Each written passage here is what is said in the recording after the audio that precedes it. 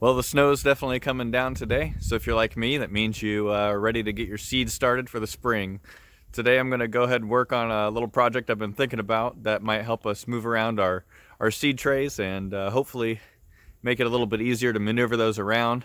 We usually keep those on some wire shelves, and when we want to just go ahead and put them closer to the light or further from the light and move them around, we found the plastic just bends and warps around a little bit too much. So hopefully what I come up with today will make that a little easier. But let's go on into the shop and, or my attempt at a shop, and look at what we're gonna make. All right, so we use these kind of trays here. Just got a good plastic top to them, which helps hold in humidity those first few days you're growing, the first even week or two. I usually don't keep it completely on there. I keep it cracked so it doesn't cause any sort of mold or anything to form like that. And it's got these basic trays here, which hold up really well. We've had these at least 5 years now and use them every year. We just fill them up with our seed starting mix, and you pinch out from the bottom once you see the roots coming through. Either transplant them into a bigger pot or put them into the garden, depending on what it is you've got. And we've even used these plastic tops, turn them upside down, and use them to bottom water some of the extra plants as well. When we put them in bigger pots, we'll usually put them into plastic cups that have holes cut on them, and they suck up the moisture like that. But the problem with using these is this is very flimsy. You want to pick this up full of water? I don't think so.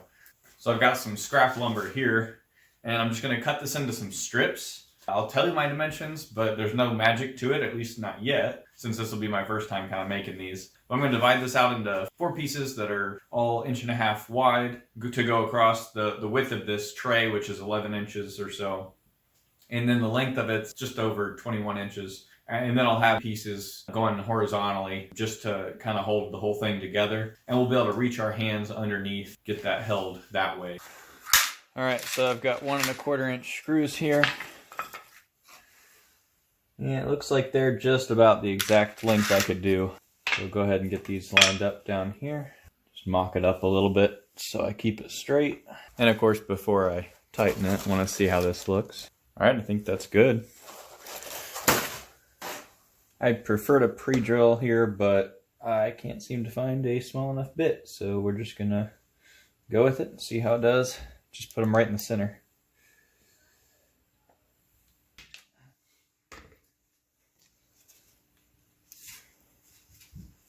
All right, so the idea here will be, got these on here, and I can just reach hands underneath on the sides and lift it up.